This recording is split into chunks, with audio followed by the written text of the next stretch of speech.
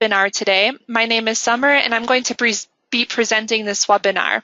Today, Tim and Freddie have joined us to talk about GDPR and how to prepare your company for data subject access requests. Thank you, Freddie and Tim, for being here with us today. Hi, Summer. Hi, Freddie. Hi, team. Hi, Summer. Thank you for having us today. Thank you guys for being here. So if you're interested in how to comply with the new data protection regulations smoothly and painlessly, stay tuned. So before we move on to the rest of the webinar, let's just get this legal disclaimer out of the way. The material presented in this webinar is meant for educational purposes only. It's not intended as legal advice and should not be interpreted as such. So please keep that in mind as we're going through the rest of the webinar. For our agenda today, I will get started with the Process Maker basics for any of you who might not be familiar with our BPM solution. Next, I'm going to go into a short and sweet introduction of GDPR. Then we're going to start talking GDPR compliance with Tim and Freddie, followed by a process demo automating data subject access requests. Lastly, we will open up the floor for questions. You can submit your questions throughout the webinar using the questions tool in GoToWebinar, but we won't get around to your questions until after the presentation. Some of Process Maker's key features include an intuitive drag-and-drop interface, which makes it easy to model approval-based workflows. So what this means is that process elements can simply be dragged from the Shapes toolbar on the process map to create process models in minutes. Process Maker is also aligned with the requirements of most business processes. So Process Maker uses BPM 2.0, meaning that the process elements available can be used to represent almost any type of process on the process map. Process Maker also helps ensure end-to-end compliance, which means that business processes can be designed to comply to any set of regulations that apply to that particular business process. So using Process Maker, users can easily complete forms that drive processes with automated notifications via a web-based interface, online or offline on multiple devices. Process Maker features dynamic forms that can be created in minutes to suit any purpose and can be filled out anonymously through email or by providing a link. Forms are also responsive, meaning that they can be viewed on any screen, as you see on the image on this slide. Here we see that managers have easy access to KPIs and metrics to make informed decisions. So what Process Maker does is it automatically calculates employee and process efficiency, which can easily be accessed from the dashboard. Process Maker also features data reporting tools that make informative reports at the click of a button, which means that users can create a variety of graphs with data from their report tables or I can't Process continuously improves performance by discovering bottlenecks and inefficiencies that delay the application to result in reward. So once inefficiencies are found, process designers can go back to the process map and immediately make any necessary changes. So the next thing I'm going to do is tell you a little bit about what GDPR is for those of you who are still not familiar, and then we're going to move on to talking compliance with Tim and Freddie. I'm sure most of you have already heard of GDPR, but in the case that some of you haven't, GDPR stands for General Data Protection Regulation. It's a new piece of legislation that will go into effect on May 25th in the European Union and is meant to protect the private data of EU residents. It is also meant to update the Data Protection Act of 1998 by providing stricter standards to protect the data rights of EU residents. So in the light of Facebook's data snafu, stricter protections of our personal information certainly comes at a welcome time. However, this can spell inconvenience for companies that have to deal with compliance with data subject access requests, which are requests that can be made by an individual to request, access, and delete personal data held by an entity. Upon receipt of a DSAR, the recipient has 30 days to comply with the request. Complying with requests in a timely manner is extremely important because fines can reach up to either 4% of your annual turnover or 20 million euros, whichever is greater. So now let's move on to the interview portion of our webinar. Again, thank you, Tim and Freddie, for being here today. How are you guys doing? Yeah, doing good, doing good. Thank you, Summer. Yes, great intro there about GDPR. Thank you. All right, let's move on to the first question. Tim, we all know that GDPR has been in the works for 4 years. Can you tell us in a nutshell what GDPR is really about? Yeah, sure. So GDPR is about extending and enhancing the existing protections which already are in place for private individuals.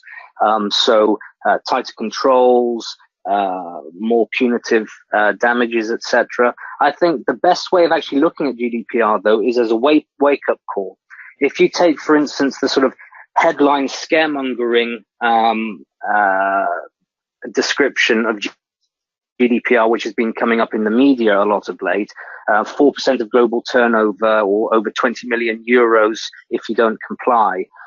This is really about, in the UK, for instance, the ICO, who are the people responsible for interpreting and enforcing GDPR legislation. This is about them saying, look, guys, you need to take this seriously.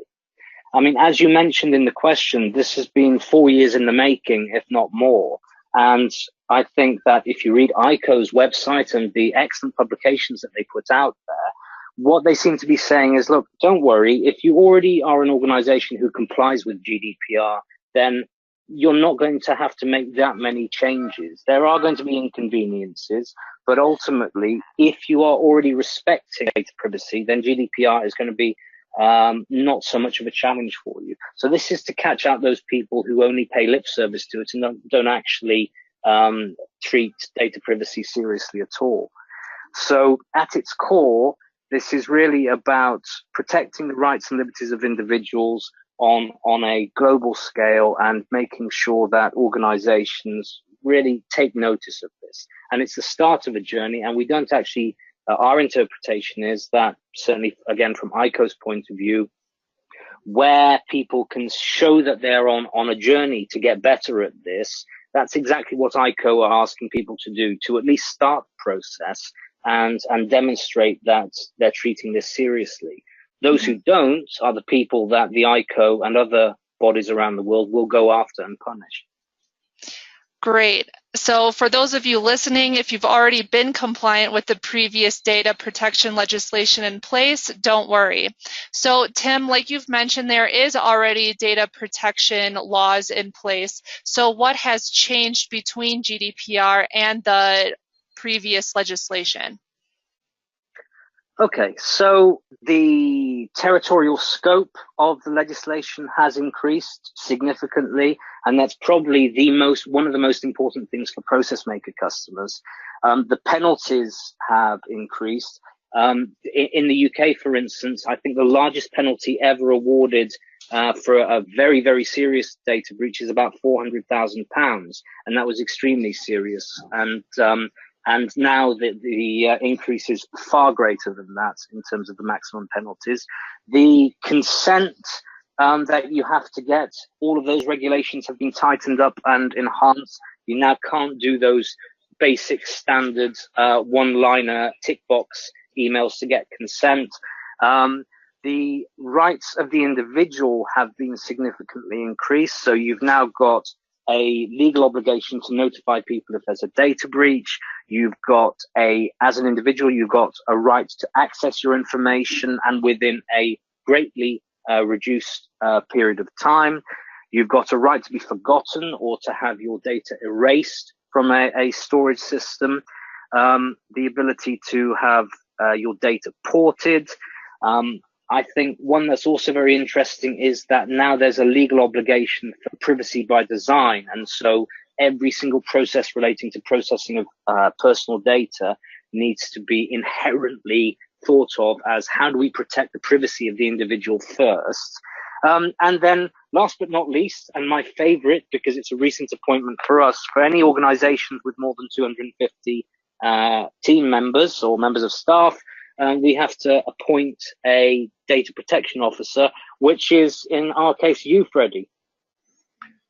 Yes, Tim. I have been appointed as the Process Maker DPO by our CEO. However, this is a multi-team effort, so our data security officer is also involved, as well as the marketing team and other areas within Process Maker that will be tackling the effort to help our customers comply, as well as our own regulatory effort going forward. So like we've seen on a previous slide, and as Tim mentioned before, that we're getting even stricter fines, which can reach up to either 4% of your annual turnover or 20 million euros. These fines sound extremely punitive. Tim, what's your take on that? I mean, I think, as I mentioned in one of the previous questions, I think that they are headline grabbers to make people stand up and pay attention. And I think they're reserved for the most serious breaches that take place where people aren't complying at all.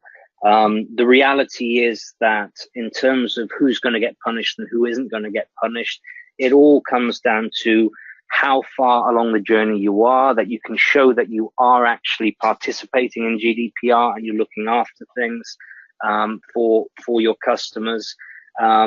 So I think my take is it's for grabbing attention and serving as a wake up call to people, and it's nothing more than that. Although of course those fines are quite hefty for serious breaches, and people like Facebook ought to look out, because 4% of their turnover is worth something. Exactly. Thanks for that, Tim. So moving on, what are some things that I can do to prepare my company for the GDPR before it goes into effect? We've been doing a lot of work surrounding GDPR of late. And one of the things that I would say is that you need to get your internal communications right. You need to ensure that your teams know what's happening and make sure that there's a rigid training regime in place. And I would say that that's step one. Then the other thing that's coming up that I could sort of take away from what we've learned is that you need to look at those situations when you're doing an asset discovery of what sort of information you process. You need to treat all of those instances where you're actually processing data without people's consent or knowledge as a priority, and you need to tidy that up. I'm sure Freddie can add a huge amount to that list, but those are some of the highlights that have come up with customers that we've been dealing with. Absolutely. And going back to a comment that Summer made at the beginning of the webinar, GDPR has been in the works for close to 4 years by now. So there's been plenty of time to prepare for this compliance date. And to tell you the truth, like many other plans, it begins with an asset inventory and to understand what type of exposure you are actually bringing into the table. Many companies are, without surprise, are struggling still to work through data silos that they have been building throughout the years. Like in other areas of the organization, you have been collecting information for your customers from an accounting perspective, from a marketing perspective, and so on. Your support team has a database, and a number of other areas within your organization may have to come together in order to speak the same language and understand the liability that they can be exposed to by not having a clear understanding of the task in hand. The second component of this plan would have to be employee training, because like Tim has said, this is going to be greatly a work in progress for a number of months or even years. So we have to come together in order to bring our teams and our resources to understand what data privacy has been intended to represent for customers and prospects in the new marketplace. And last but not least, make sure that, and this doesn't mean a mandatory or legal counsel, because I'm an engineer, not a lawyer, yet the bottom line to it is that Once your plan is in place and you have achieved a significant asset list and your team is trained, you need upper management to come on board and drive, like many other corporate plans, drive this home. Your C-suite individuals will have to drive and champion this task so that you can be sure that everybody in the organization understands the importance of this new regulation being put in place for companies across the globe. Thank you for that input, Freddie. So let's say my company is not based in the EU. Does GDPR still affect me? Oh, yes. Absolutely. Yeah, yes. Absolutely. On this one, Tim, let me start by saying, like I just mentioned before closing my last answer, this is a global impacting regulation, given that it does address residents of the European Union, but it means that if you are holding information for this segment of prospects and customers, you are under this regulatory compliance mandate. Therefore, it doesn't matter where your company is actually located. If you're doing business within the European Union or with European Union residents, then you better be prepared to be exposed to the legal framework being put together through this. So for our US customers, the only organization that's exempt is someone like Millie's Pancakes in Santa Monica. Everybody else has probably got some sort of dealing with the UK or the EU, and as a consequence, they have to comply with this and take this seriously. So for all of you guys at Millie's Pancakes, you probably don't need to be here right now. All right. So Freddie, building off the things that you have just said, what are some of the main things we need to consider to comply with data subject access requests? I would say that the number one issue that companies and DPOs all over the place will need to watch for is having a process in place. Understanding that there is a limited time window to answer for a data subject request, this mandate will put you against a timeline that has to be fulfilled quickly. So bringing together your silos of information and bringing all the players in place to provide the data that this data subject is requesting could be a challenge if you haven't put together the process that I just mentioned. So on that note, and given the fact that the balance of this webinar so far is probably 75% educational and 25% plug, you've mentioned processes there, and again, as one of the global cheerleaders of Process Maker, this really does sound like the sort of thing where specifically in relation to being able to set up all of the actors relating to this sort of a process and making sure that the information passes to the right sort of people for reviews, it really does seem like a flexible solution such as ours is the right approach. That plug was brought to you by me. That was good, Tim. But again, like Tim said, and having a process through Process Maker can help you set expectations for the timely delivery of an answer. Of course, Process Maker would also allow you to have multiple templates to respond accordingly and to make sure that you are not giving people information that belongs to someone else. Just because they are in a company list, you don't want to provide personal information to anybody within that organization. You have to provide only the answers to the questions that are being prompted to you. Great. And so let's say I receive a DSAR. What are some of the potential problems I could face trying to meet that request? And how could I solve those problems? I mean, I would say, and this is something that we're coming across a lot of late, is siloed data. So data stored on inaccessible or hard to access storage vessels, One in particular that comes to mind is using one of those old ASR mainframes, which was a pain to access. We did it with Process Maker, but then we can do most things with Process Maker.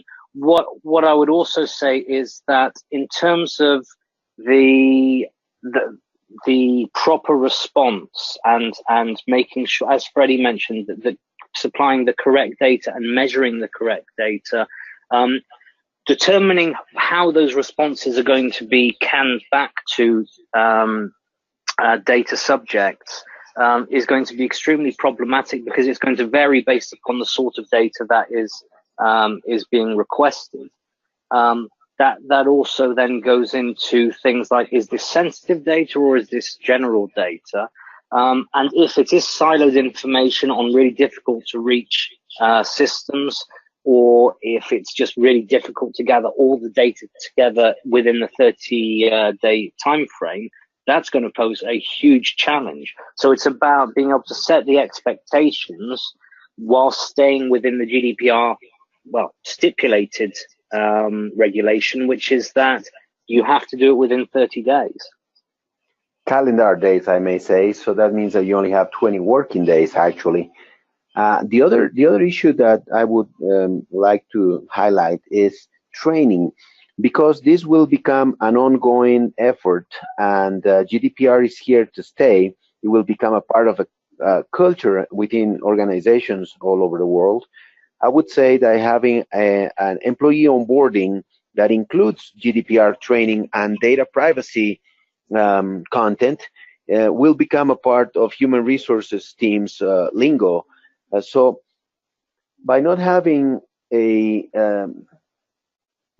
perhaps comprehensive look at this task, you could be selling yourself short. This is not just security. This is not just regulatory compliance. It means a complete update on corporate culture and technology to comply with data privacy going forward. And of course, going back to that update, Freddie, the problem with breaches, data breaches in particular, is we all know in the software industry and in the data processing industry, up until very recently, data breaches sometimes get swept under the carpet because they could. Now, by law, you can't. And so you have a legal obligation to report these breaches to third parties. That is going to pose a challenge in itself in terms of how people consider how to treat their data in their day-to-day lives. So, for instance, a lot of data breaches occur by people doing stupid things with email attachments. So all of that goes back into what you were saying about training and just making sure people realize that this stuff is really serious. This is other people's data we're talking about. Correct. Now, I wanted to mention that comment that you had expressed with regards to transparency and full disclosure. As probably Tim and I, Summer, Process Maker resources, we are well aware about how valuable it is to respect transparency and being outspoken with regards to security. Now, that doesn't mean giving away the shop and telling people what you are doing in terms of data protection, but rather it means being very transparent and honest with regards of what the problem is, what type of work you are doing to resolve it, and what you are going to do to ensure that this doesn't happen in the future. Data security is a very active and live component in technology industry. So it's going to be more relevant than ever to make sure that everybody understands that because of regulatory compliance, now you have the mandate to report any data breaches within 72 hours. Great. Thanks for that input, Tim and Freddie, about avoiding potential problems with DSARs. So going back and backtracking a little bit about what Tim said about specific types of data being requested.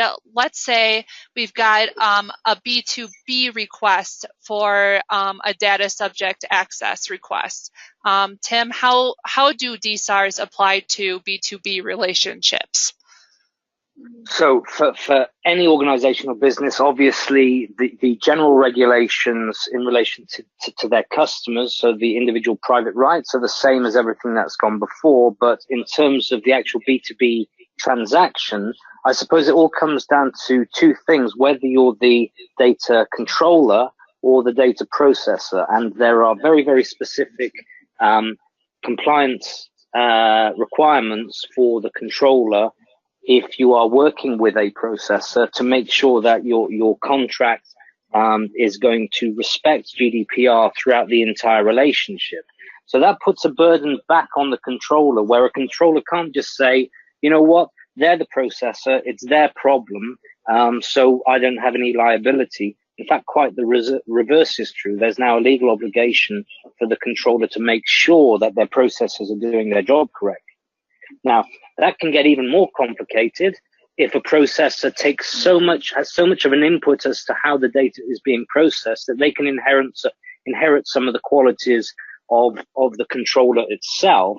And in that scenario, I think what ICO has certainly said is that they will look at the degree of control and the degree of responsibility to determine where the liability is. I mean, bear in mind, this is when we're talking about data breaches, and this is when we're talking about not getting data out under a DSAR within the required period of time, or of course making a full disclosure. So I think it's the whole controller processor aspect of things that's key for business to business relationships, and I think that their B2B organizations need to look closely at how they define themselves in their relationships with their customers and their partners, their technology partners, and not be so sure that they are the one or the other.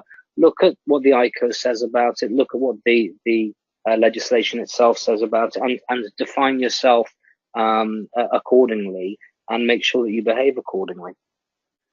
Absolutely. Let me bring in another component to this topic, because the definition for businesses of their role for data protection is very well described in the regulation.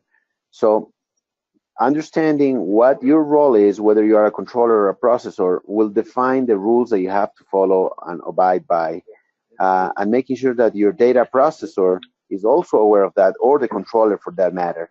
So there are a number of components that be brought in terms of contract amendments and updates.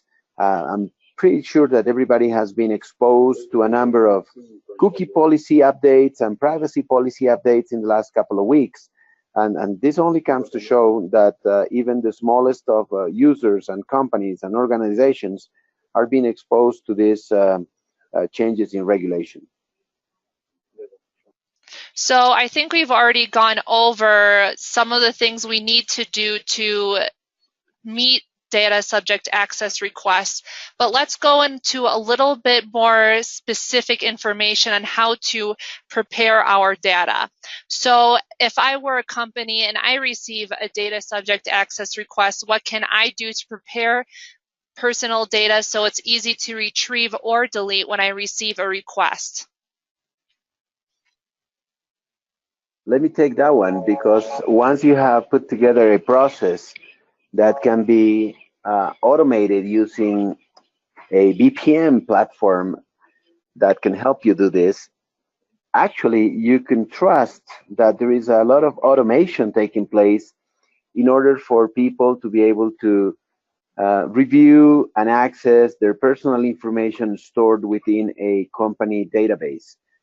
In the simplest of tasks, it would be just a database query to retrieve what records you have under my email address and my authentication scheme that would allow me to review that data. But on the other hand, if you need to bring silos of information together, you may want to have a multiple tier process where individual areas within a company and organization can provide with specific segments of the data that you are you need to provide for compliance matters. Accounting may have a piece of information, training may have another section of that information, and so on. So This process is going to help you automate the data retrieval from these multiple silos of information, have the appropriate levels of approval, sign off on the report to be delivered to the customer, and make sure that the customer receives the information that's appropriate for them in terms of precision and will need to be consistent with what the customer is requesting, so that you don't provide other people's information or generic company information and so on. This is where automation comes into place, and you don't have to manually draft reports and put together documents that later could represent a new source of liability for your company. So I suppose. So go, Tim. Go ahead, Tim. Sorry.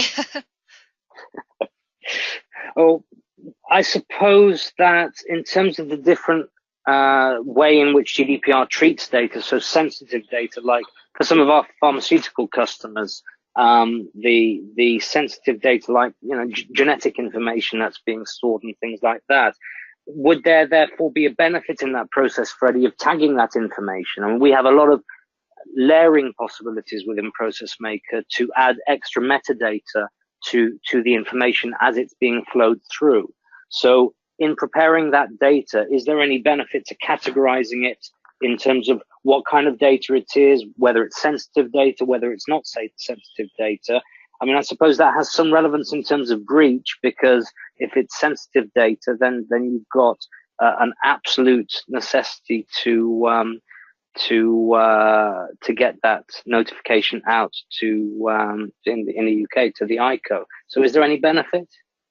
Oh, absolutely. As a matter of fact, and following your line of plugging shamelessly Process Maker, I would say that our high level of customization would make our platform one of the most flexible ones in terms of being able to tag the data, the metadata, in order to have a useful tool in place by the time a DSAR request is received. Because on the other hand, having to process hundreds of thousands and millions of records that you may have stored for your customers and prospects could be quite challenging unless you have been preparing for all these years for this moment. Yeah, and the reality is, if you were doing this with just human beings and paper, you would never be able to get that data out to people within 30 days. So there's a degree of automation that's required. And to sort of top your shameless plug even further, there's the sort of platform agnostic nature of Process Maker, in that we can interoperate with virtually any third-party application. Means that we can not touch those applications, your CRMs, your ERPs, your mainframe storage, and we can just sit as a sort of pervasive glue that pulls the data through for you in that process. Correct. And remember that in the future, proof of consent is going to be quite instrumental in showing the ICO and the regulatory authority that you have retrieved or obtained your customers' consent in order to have their data for the time being. This way, an automated process will become a part of your company data handling policy in the future. Exactly. So moving on from just the sheer volume of data that your company may be processing, like Freddie mentioned before, that kind of data might also be scattered throughout your company in different systems, depending maybe on the department or the location. So if my data is scattered in different systems in that way, what can I do to consolidate personal data and store it in one location? I mean, I'd start off with work out where the data is first, and work out whether you can connect to those systems, and try to process it consistently through one application, rather than trying to do a little bit of processing in your CRM, a little bit of processing in your ERP, and making a mess. The spirit of GDPR is to harmonize and to make this entire process consistent. And so you would need something like a BPM solution to be able to channel that effort from beginning to end. And in the spirit of REST and APIs and so on, Process Maker has an array of connectors that would allow you to tap into those silos of information. And if we don't have them already, the platform is flexible enough for you to work with your own development team or to contract specific development assets to produce the connectors required to bring those silos together onto this glue holding it all for compliance matters. Yeah, and I don't think we haven't come across a system yet, have we, Freddie, where we haven't been able to connect to it? Some of them take a long time, but we've certainly got the data out. Oh, absolutely. I would say it's not quite a challenge of how difficult or complex it is, but rather some companies have taken a long time trusting legacy systems out there that all of a sudden there isn't enough knowledge about what the process did and what the technology was delivered upon was capable of. So it's more of a going back in digital history to make sure that we understand what specific tools you have in place and being able to exploit them in order to retrieve the data that you've been storing for such a long time. Mm-hmm.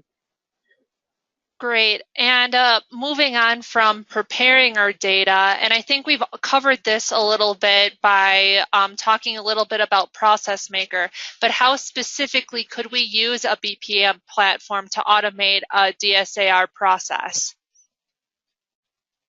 So that's the subject of our demo in a bit. So we don't want to spoil that too much.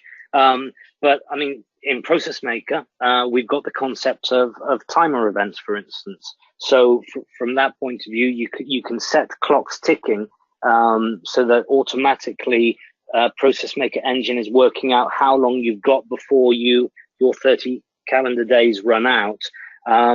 You can make sure that the right people see sensitive data. You know, let's say that data is being retrieved out of your systems, out of a DSAR, and some of that data can't be seen by a certain member of staff because they're too low down the hierarchy to be able to see that sensitive data. Process Maker can ensure that you're complying not just with GDPR, but every single other regulatory requirement that you need to all the way along. Yes, I would. As a matter of fact, I would say that since this is a DSAR request, I would say that making sure that you comply with the time frames and that you achieve or retrieve a customer response that you have provided the satisfactory answer within a time frame is most likely better suited in execution through a DPM tool such as Process Maker, because you will have proof of that delivery, proof of that review by the data subject on the other end. Hence, in the future or going forward, you would have enough data to show the regulator or the data auditor that you have made all the effort to comply with the request. And of course, going further, I mean, a BPM solution in itself is there to articulate and automate your business processes. But the fundamental nature of these systems, ours and others alike, but mainly ours, is that you can change as things become more apparent. And we mentioned at the very beginning of this that GDPR is a journey. And we're not really going to know what the final interpretation of GDPR is, and things will change over time. And so as the regulations change and evolve and our understanding gets better, you may need to tweak your processes to be more compliant or to do things in a certain way. And so using a BPM tool to do that means that you can very much modify. Going back to Summer's original intro where she ran through the basics, you know, you build, you run, you report, and you optimize. Right. Exactly. So eventually you'll be able to not only more easily comply with DSAR requests, but you'll also get better at it as well. Exactly. So let's say that there are no automated business processes within my company, so I don't really have anything to build on. Can a BPM solution still help me prepare for DSARs? Well, unless you're Millie's pancakes, yes, it has to be your starting point, I would think. The requirement to comply with GDPR is almost a mandate to have processes in place. The penalties that can be imposed if you don't comply within a certain timeline very much stipulate that you can't do this with just human beings. You cannot, because human beings cannot be fast enough and cannot be accurate enough, and more to the point, cannot have those instant actions recorded so that you can evidence that you've taken the appropriate steps. So I think that your starting point, if you don't have any, is to get yourself a BPM like Process Maker, and map out those processes. I mean, would you agree, or is that overstepping it, Freddie? Yes, I think that it will depend on the specific vertical industry that you are involved with, and we will see that some of them will be hardest hit than others because of the nature of the business that they are in. They could receive hundreds of thousands of DSRs at any given moment, just for the sake of testing it out. I would hate to bring up a name, but if you are a large corporation with global reach and you have been having data privacy issues in the recent past, come May 25th, some of your users may want to try it out and see what they can get in terms of a DSR response. So the only way to make sure to comply is by having an automated process, which can also bring consistency to the table because you don't have to rely on human interaction that could be quite challenging to maintain throughout shifts, throughout days of the week, and so on. And in the long run, the automated process can also be adjusted and fine-tuned in order to better satisfy and deliver the right answer in the appropriate amount of time allocated.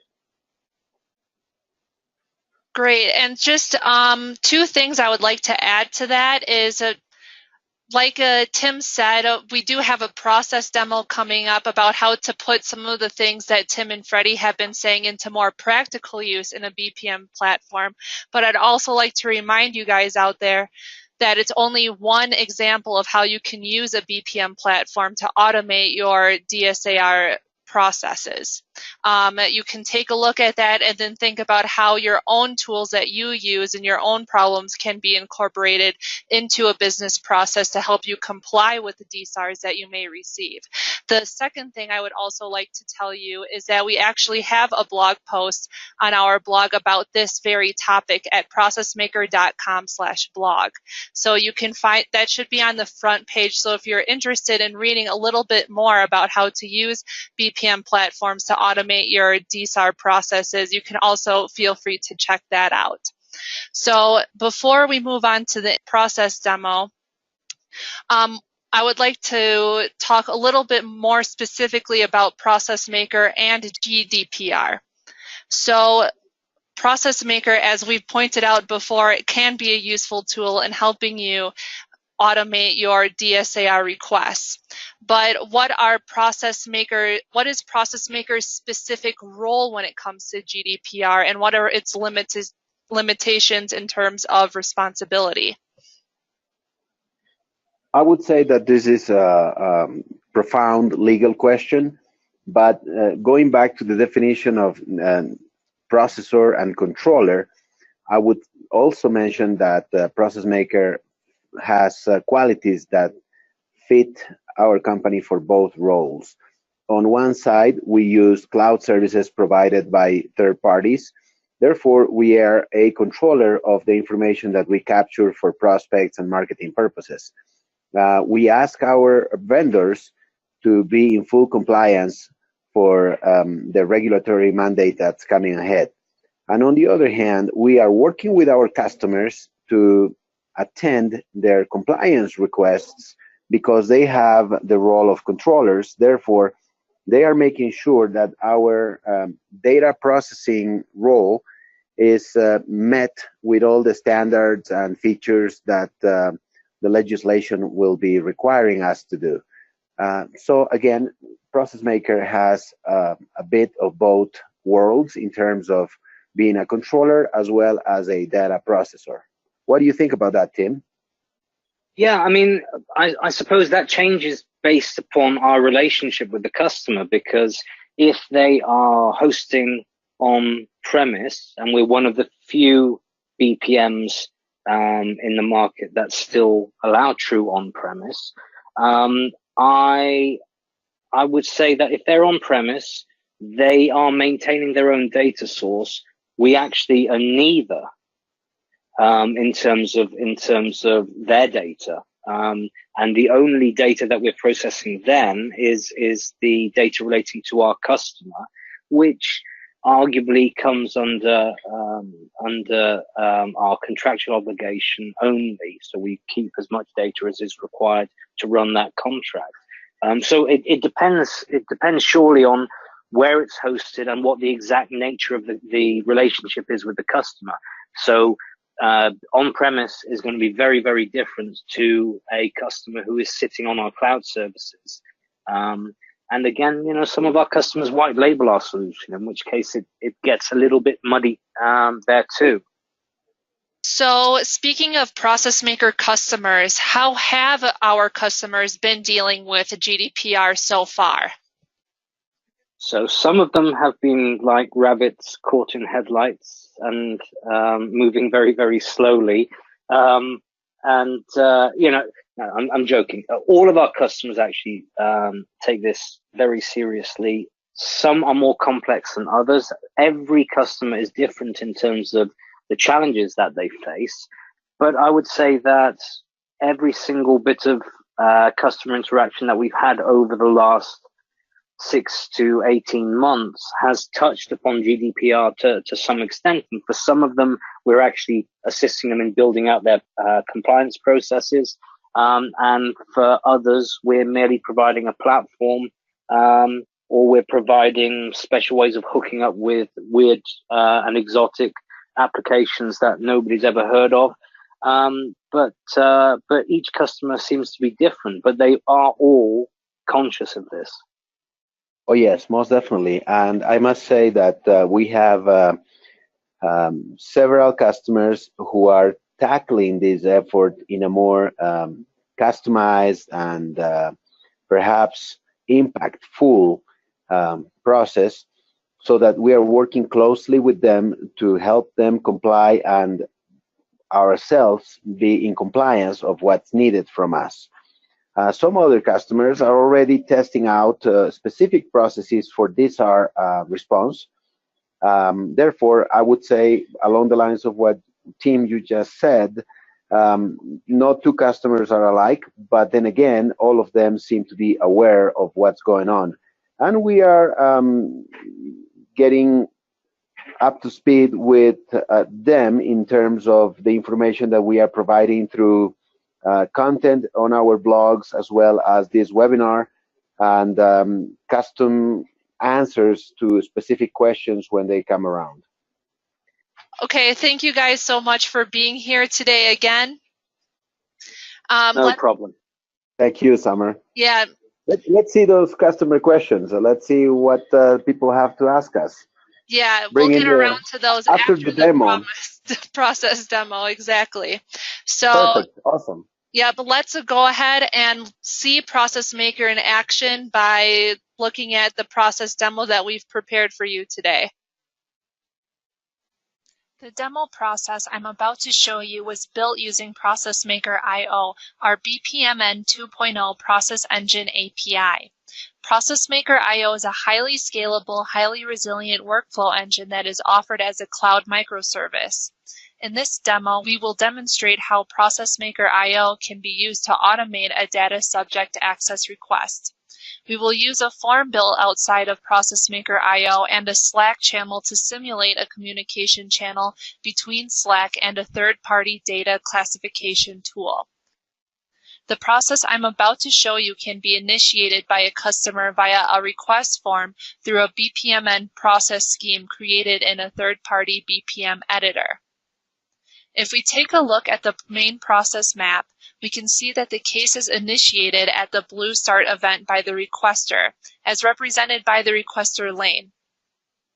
After the requester provides their personal details and submits the data subject request form, the process is initiated using a simple webhook that accepts the DSAR request details via the online form filled out with the requester.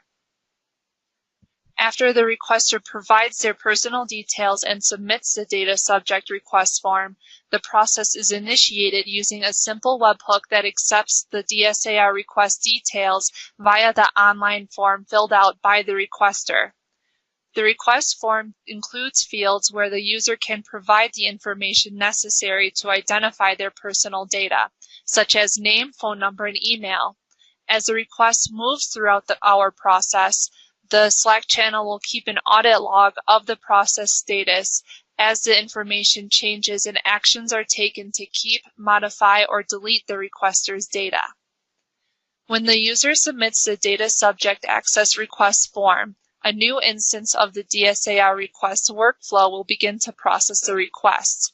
The first task is a user task, where the assigned user will review the DSAR request and determine whether any information submitted on the form requires clarification. If the information submitted by the requester requires clarification, then the request form is sent back to the requester and he or she will be able to modify the information that is marked for clarification. When all of the information on the form is correct, then the requester's details are sent to our data classification tool, which retrieves the records of data that belong to the requester, if there are any. At this point, an operator can choose an action to take with each record of information. They can choose to either keep the information in each record as it is, modify the information, or delete the information. The action chosen by the operator is then sent to the requester, who can accept or reject the action. When the action to be taken with each record is confirmed, the decision will be sent back to PMIO. A new case will be created for each record retrieved from the data classification tool. In the internal follow-up sub-process, an actor reviews the information in the record and decides if the request will be routed to another user or if the DSAR request will be deleted. In the case I'm about to show you, we prepared a few forms containing the request details and the response of the third-party data classification tool. You can find more details about how to integrate a third-party tool with ProcessMaker.io on our GitHub repository. To start using ProcessMaker.io, we can log into my PMIO instance and create a new environment. I'm going to rename the environment as DSAR for convenience. Then I'm going to navigate to the Import tab to select my BPMN file, which contains the process scheme we just saw. Here you'll see the Process tab and the processes we just imported, the main DSAR request process and the internal follow-up process. Now let's see this whole process in action. As a requester, I navigate to the DSAR request form, which is located on an external page. In the element inspector, you can see the webhook for the imported process, which is the same webhook that we can find in our process info. Let's fill out the form to provide the information for the DSAR request. In this form, I'm just going to fill in the details for a fake person. Let's call this fake person John Doe. I'm going to just fill in his first name, last name, email address, street address, and all of the fields you see here on this form. Now that I've filled out all of the required information, I'm going to send this information by clicking the Submit button. Submitting this form starts a new case of the DSAR request process. The Slack channel connected to this process receives a notification about the new request.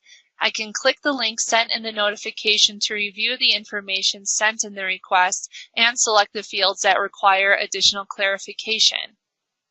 Next, we can submit the information that requires clarification, and the Slack channel notifies us that an email was sent to the requester so they can review and modify the fields marked for clarification. The customer can click on this link to see which fields need to be clarified. On this form, the customer can change the information and submit it. Back in the Slack channel, we get a notification that changes were made. Once we click on the new link provided to us in the Slack channel, we can review the information once again. If everything is okay this time, we can submit the corrected information to send to our third-party data classification tool. When any data records that correspond to the information provided on the form have been retrieved by the data classification tool, we receive a Slack notification to review the information, which is located at this link. After we click on the link, we can see that 2 records were retrieved in the response of our data classification tool. For each record, there are 3 options: keep, modify, or delete. In this case, I will delete the second record. After selecting the action we want to take, we can click on the Submit button to complete the action. When we click on Submit, that information is sent to the customer so that he or she can accept or reject the action. In the latest Slack notification, we can see the actions that were selected in the previous step and change the action if necessary. We can also modify the information like I'm doing now and then submit the changes. On the process map, we can see that a new case of the DSAR internal follow-up process was created for each record. In the Slack channel, we can see 2 notifications for the 2 different cases. Let's click on the link of the first case. On this screen, we can decide whether we want to route the case to someone else or remove it. I'm going to route the case to someone else, so I'm going to leave a comment in the comment box for the next person to open this case. Back in our Slack channel, we can see the status updates of our case, including the comment I just entered on the previous screen. For the other case, I'm going to decide to remove the case. Again, I'm going to leave a comment to confirm that the removal was accepted. After we submit the form, we can see the changes in the Slack channel. This concludes our process demo. As you can see, BPM software is a great tool that you can use to automate any data subject to access requests you receive, making it much easier to comply within 30 days upon receipt of the request. Okay, everyone, so that's all of the content we have for you today. If you haven't already submitted your questions throughout the webinar, please feel free to submit your questions now so we can get Tim and Freddie to answer them. So again, use the questions tool in your GoToWebinar toolbox, and we will start answering questions as they're submitted. I'd also like to take this time to apologize for the few sound snafus we had at the beginning. As the presenter, I can't always hear what you hear or see what you see, so it's always your feedback is always appreciated to help me fix those things. So again, sorry for those sound snafus, but thank you for letting me know.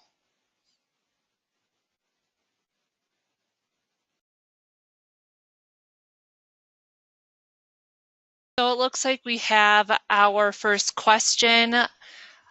They ask, was the demo that you just showed us implemented using Process Maker? Well, let me take that, Summer. I would say that's a very good question, and I'm glad that customers notice, attendees notice that we were using our Process Maker IO. And basically, this is not our product, Process Maker BPM, but rather a powerful REST engine that's developed to provide customers with a serverless REST API engine to provide BPM functionality for front ends that need connecting towards other resources and platforms available out there. In this case, the entire process was shown using Slack as the actual user interface for process approval and so on. Thank you for asking. But Freddie, if I can just cut across there, I mean, I get the point of the question. yes, we're showing Process Maker IO. It's primarily being developed for ISVs to implement, but there's nothing that you saw in that demo that we can't do in the BPM suite itself. So in fact, we're doing a lot of that stuff right now. But that certainly served as a nice, quick way of demonstrating things. For those of you familiar with our BPM product, demonstrating the quick results isn't always as immediate as it is with that sort of a demo. Thanks for that answer. The next question I have is for Tim. Tim, how will GDPR be affected by the oncoming Brexit? I wonder why that got to you.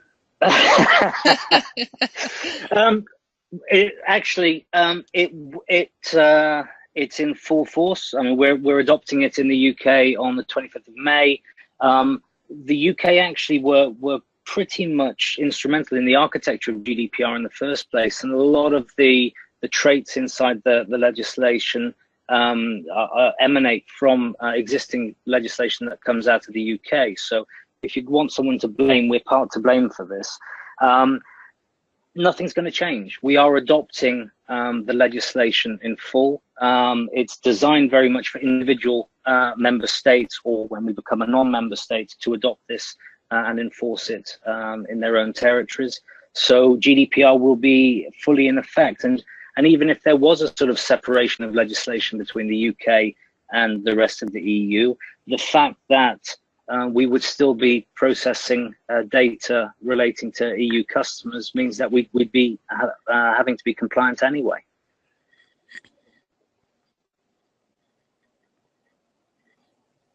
Thank you. I have another question from George. How did the data for this data subject access request come back to Process Maker?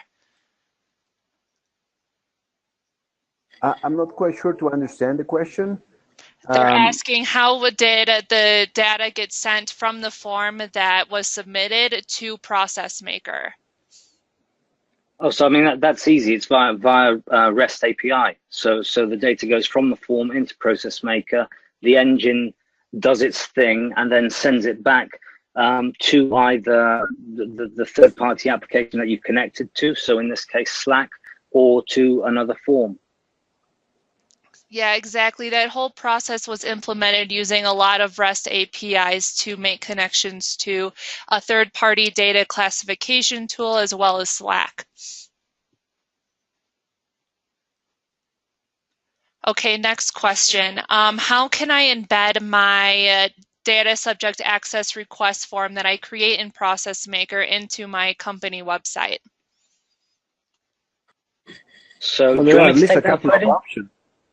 Well, I was going to mention web entry, but as one of the options, but please go ahead. Well, I was going to go for web entry.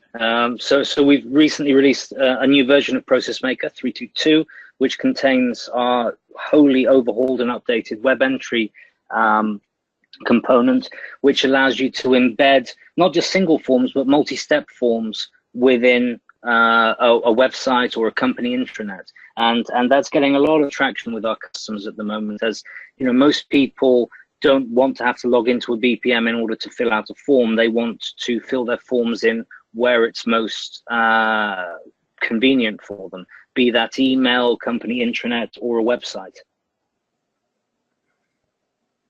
And it's also very scalable and flexible enough to be able to support the load that you put into it. Yeah, exactly. And web entry is just one way. I mean, you can do it via REST API. So you can do I don't know how many of you are familiar with content management systems like Joomla or Drupal, but we've done several instances recently where we're just hooking the menu items and the forms straight from Joomla straight into Process Maker and back again, sending it via REST. So I think the REST API is the flexibility that we have to be able to talk to virtually anything. Great, thanks for that answer. And the next question, when in that process, do the notifications have to come to me through Slack? Can it be another application?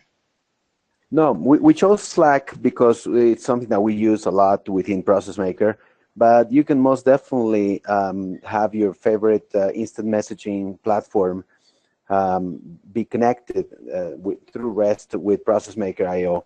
So no, it's not mandatory to use Slack. You can use something else of your choosing. Yeah, and if we take it across to the BPM platform, we have technology built in called Actions by Email. So you could have the data that's being sent appear inside the body of an email, and then you can have your accept and reject buttons embedded into that same email, so people can just do it from inside their inbox. Great, thanks for those answers. And this next question comes from Ricardo. Can I also use Process Maker IO for an Industry 4.0 process approach?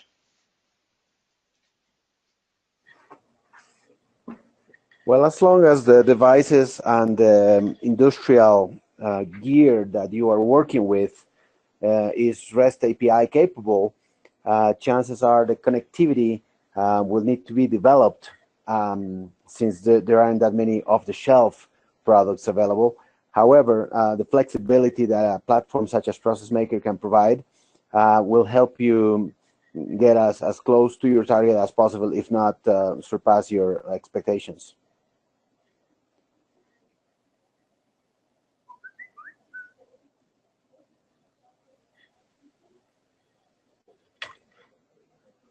And just to add to that, if you're interested in learning more about Process Maker IO and what it can do, you can go ahead and go to our website called www.processmaker.io just to see what that is all about.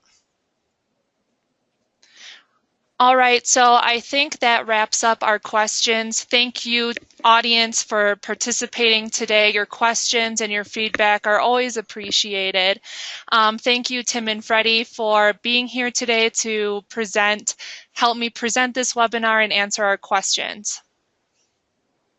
Thank you, Summer. Thank you, Tim. Hopefully we'll catch up. I saw a question coming in from Mohammed with regards to multiple websites. If we don't have any more time, I'm going to make sure that you get an email from us, Mohammed, with the answer to your multiple website DSAR compliance challenge. Okay, thanks. Thank you, everyone. Thank you, everyone. Cheers, guys. All right, have a great day. Goodbye. Bye-bye.